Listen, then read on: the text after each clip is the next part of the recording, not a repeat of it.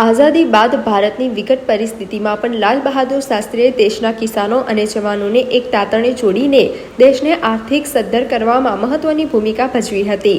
લાલ બહાદુર શાસ્ત્રીનું તાસ્કંદ ખાતે શંકાસ્પદ સ્થિતિમાં મૃત્યુ થયું હતું. ભારત પાકિસ્તાન સાથે થયેલા યુદ્ધમાં પણ વિદેશી દબાણોને વર્ષ થયા વિના લાલ બહાદુર શાસ્ત્રીની આગેવાનીમાં ભારતીય સેનાએ મજબૂતીથી લડત આપી હતી.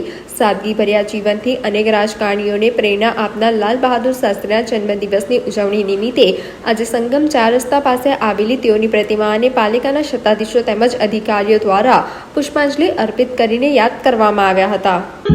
આજે લાલ બહાદુર શાસ્ત્રીજીની જન્મ જયંતિ કે જેમના દ્વારા કહેવામાં આવ્યું હતું કે આપણે ન માત્ર પોતાના માટે પણ સમગ્ર દુનિયા માટે શાંતિ અને શાંતિપૂર્ણ વિકાસ ઝંખીએ છીએ. ત્યારે લાલ બહાદુર શાસ્ત્રીજી કે જે આપણા સ્વતંત્ર ભારતના બીજા પ્રધાનમંત્રી હતા, જ્યારે તેઓ બાલ્ય અવસ્થામાં હતા, બાળક તરીકે એમને પોતે શિક્ષણ પ્રત્યે ઘણું જ આકર્ષણ હતું.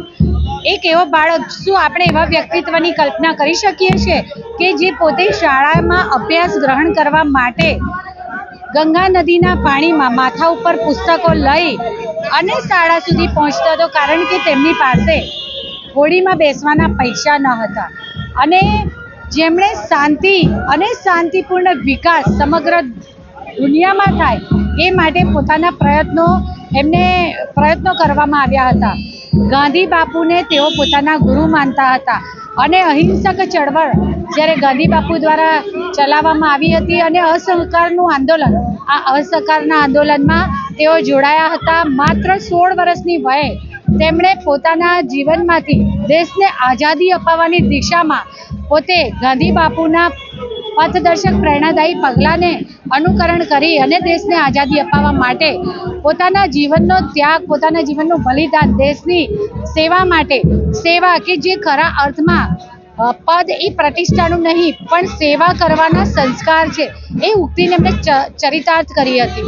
આજ રોજ તેમના જન્મજયંતિના અવસર પર વડોદરા મહાનગરપાલિકા દ્વારા પ્રતિવર્ષ કરવામાં આવે છે તેમ તેમની પ્રતિમાને પુષ્પાંજલિ અર્પણ કરવાનો કાર્યક્રમ રાખવામાં આવ્યો હતો, જેમાં સૌ વડોદરા શહેરના અગ્રણી શ્રીઓ તથા અમારા સૌ સાથી કાઉન્સિલર શ્રીઓ અને સ્થાનિક નાગરિકો સાથે મળી અને લાલ બહાદુર શાસ્ત્રીજીને પુષ્પાંજલિ અર્પણ કરી હૃદયાંજલિ અર્પણ. આજે પૂજ્ય મહાત્મા બાપુનો જન્મદિવસ અને આપણા પૂર્વ વડાપ્રધાન લાલ બહાદુર શાસ્ત્રીજીની પણ જન્મજયંતિ અને બંને મહાનુભાવોને પુષ્પાંજલિનો અર્પણ કાર્યક્રમ કોર્પોરેશન દ્વારા કરવામાં આવ્યો. આજે બાપુના જન્મ દિવસની યાદમાં સ્વચ્છતા દિવસ તરીકે પણ ઉજવીએ છીએ. ગુજરાત સરકારે સ્વચ્છતા હી સેવા, ભારત સરકારનો જે સ્વચ્છતા હી સેવા પ્રોગ્રામ છે એના માધ્યમ થકી આખા શહેરમાં સ્વચ્છતા થાય, સ્વચ્છતાના કાર્યક્રમો યોજાય, એ બધું આયોજન કોર્પોરેશન દ્વારા થયેલું છે. અત્યારે ગોત્રી લેક ઉપર સ્વચ્છતાનો આયોજનનો કાર્યક્રમ છે. માનનીય વડાપ્રધાનશ્રીનું લાઈવ જીવન પ્રસારણ પણ ત્યાંથી થવાનું છે.